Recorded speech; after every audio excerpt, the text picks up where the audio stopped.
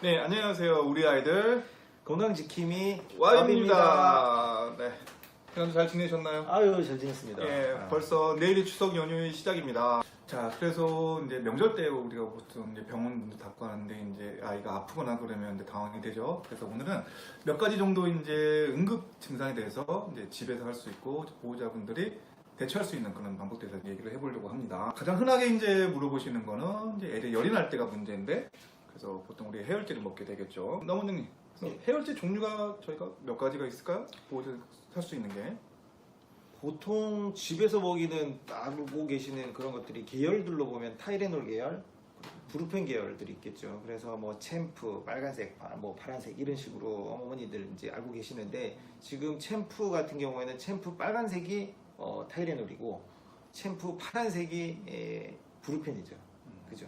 그리고 브루펜 계열들은 아예 이름 자체가 뭐 브루펜, 덱시브루펜, 뭐 덱시탑 뭐 이런 식으로 덱시라든지 아니면 브루라든지 이런 얘기들이 들어가 있으니까 구분하기 쉬우실 겁니다. 이 두 가지 해열제는 굳이 약국을 안 가더라도, 처방을 안 받더라도 요새는 편의점에서도 이제 살 수 있더라고요. 네, 살 수 있는데, 그렇다면 요 두 가지를 언제 먹어야 될까요? 보통 열이 미열도 있고 그냥 열도 있고 고열도 있는데, 보통 몇 도 이상일 때 이제 해열제를 아이한테 먹이시는 게 좋을까요?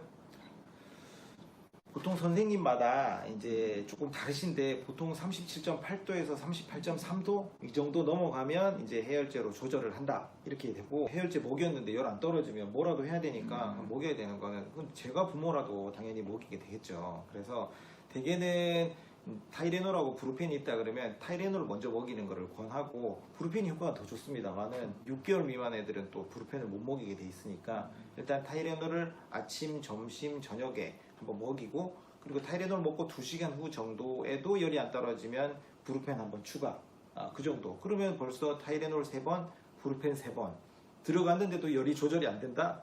병원 와야 됩니다.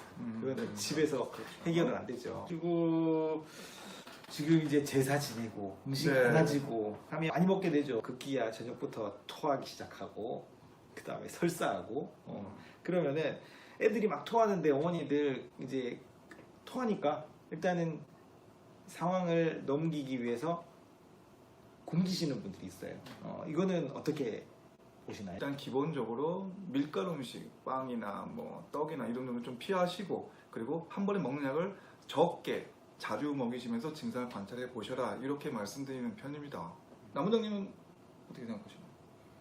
저도 똑같이 생각해요. 네, 그렇죠. 굶긴다고 답은 아니니까. 그렇죠. 네. 저혈당 올 수 있고 탈수 올 수 있고, 그렇게 되면은 오히려 문제를 악화시킬 수 있기 때문에 일단 먹여보고 계속 토하면 병원 오시는 게 맞을 것 같습니다. 그러면은 병원에 가면 선생님들이 수액 맞자 아니면 링거 맞자라고 하시는데, 그게 어떤 효과가 있길래 그걸 맞자고 하시는 건가요? 보통 이제 수액을 맞게 되면은 이제 탈수 효과부터 교정이 되는데요. 보통 아이들이, 어른도 마찬가지로 이제 구토가 연속이 반복이 되거나 또 설사가 반복이 되면 몸에서 수분이 빠져나가면서 탈수, 말 그대로 물이 빠져나가는 거죠. 탈수가 되면은 아이들 같은 경우는 소변량도 줄면서 일단 처지기 시작합니다. 컨디션도 떨어지고 또 못 먹게 됩니다. 그 탈수를 교정하는데 가장 좋은 거는, 물론 마시는 물도 있지만 장이 안 좋은 상태는 물론 물도 못 마시게 되겠죠. 물만 먹고 토할 수도 있으니까. 그래서 수액만큼 좋은 게 없고요. 수액으로 전해질을 보충해 주면서 장 운동도 호전이 되고, 저희가 쉽게 설명할 때는 이제 장이 조금 안 좋으니까 수액을 맞으면 장이 촉촉해지면서 돌아옵니다, 저는 이렇게 설명을 드리는 편인데, 장 운동도 돌아오고 탈수도 해결이 되고 저혈당도 예방이 되고, 그래서 토하고 처질 때는, 장염 증상일 때는 수액이 가장 좋은 치료법이긴 하죠. 설사를 너무 많이 했어요. 엉덩이가 막 다 막 해집어졌어. 엉덩이가 까지고 막 엉덩이가 헐었어요. 어떻게 해야 돼요? 보통 이제 가장 쉽게 할 수 있는 거는, 물론 이제 기저귀 찬 애들은 기저귀 자주 갈아주는 게 좋습니다. 일단 기저귀가 젖어 있는 시간을 줄이면 확실히 발진이나 기저귀 발진이 덜 하니까. 그리고 보통 집에 하나씩 뭐 기저귀 발진 크림 같은 거 갖고 계실 거예요. 그래서 만약에 이제 얘가 설사를 하면서 엉덩이가 빨개지면서 헐게 되면은 이제 기저귀 발진 크림부터 발라주시고, 이게 심해지다 보면은 약간 항문 주위를 볼 때 까진 것처럼 이렇게 열상 흔적도 있고 빨갛게 이렇게 허는 경우가 있습니다. 그럴 때는 그 기저귀 발진 크림 외에도 집에 가지고 계신 그냥 뭐 후신이나 마데카솔 같은 상처 연고를 따로 추가로 발라주셔도 됩니다. 두드러기가 있을 경우에는 밤에 집에서 어떻게 해야 될까요? 보통 이제 몸에 뭐가 나오게 되면은 이제 발진 같은 게 생기면 일반 분들은 뭘 잘못 먹어서 생각이 되죠. 그렇게 생각하시는데 물론 이제 먹는 음식물이나 뭐 비타민 제제, 한약 제제 여러 가지 약물도 그렇고 먹는 거에 대해서 생기는 두드러기가 흔하지만 또 그 외에도 흔한 거는 이제 뭐 온도 변화에 대해서 이제 생기는 두드러기도 흔합니다. 자, 그래서 몸에 뭐가 날 때는 일단은 집에 혹시라도 그 전에 이제 뭐 두드러기 약이나 받으신 게 갖다 놓으신 게 있으면 이제 먹이셔도 되는데 없을 때는 일단은 온도 변화에 좀 민감하니까 시원하게 해주는 게 중요하겠죠. 자, 뭐 냉찜질을 좀 하셔도 되고요. 이렇게 빨갛게 올라온 부위는 보통 냉찜질이나 이제 좀 땀이 안 나게 또 온도가 올라가지 않게 그런 시원하게 해주는 처치가 조금 도움이 되죠. 응급 상황의 히어로 메인이죠. 네. 외상. 외상. 애들 그렇죠. 뛰어다니고 뛰어내리고 뭐 그래서 삐고 피나고 하는 그런 것들인데 애들 뭐 간단하게 넘어지고 해서 까지고 하는 상처들은 꼭 병원에 가야 되나요?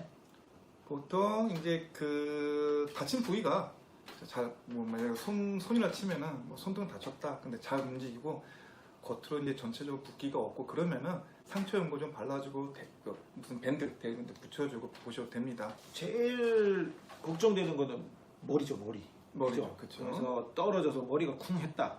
근데 토하거나 아니면은 잠시 의식이 소실됐다. 이거 무조건 가야 되는 상황입니다. 그쵸. 그래서 뭐 그것도 아니더라도 머리 쪽으로 뭔가 큰 충격이 가해졌다 그러면은 이제 아이들 머리는 골절이 좀 될 수 있으니까 가셔서 엑스레이랑 찍어보고 확인 한번 해보시는 게 좋을 것 같고, 그리고 어디 골절이라든지 아니면은 뼈에 금이 간다든지 하면 제일 먼저 붓고 아프죠. 그렇다 그러면은 다 가서 확인해 보셔야 되고, 특히 애들 이제 친척분들 오시고 하면 이제 응이 늘죠. 그래서 떼쓰고 하다 보면 팔이 이렇게 비틀다가 빠지는 경우들이 있어요. 그러면은 이제 애들이 갑자기 잘 놀다가 팔을 이렇게 해서 못 움직이는 아이들, 그런 애들은 병원 와야 되겠죠. 오늘은 이제 추석을 맞이해서 이제 연휴 기간 때 또 우리 아이들한테 생길 수 있는 응급 상황에서 몇 가지 알아봤습니다.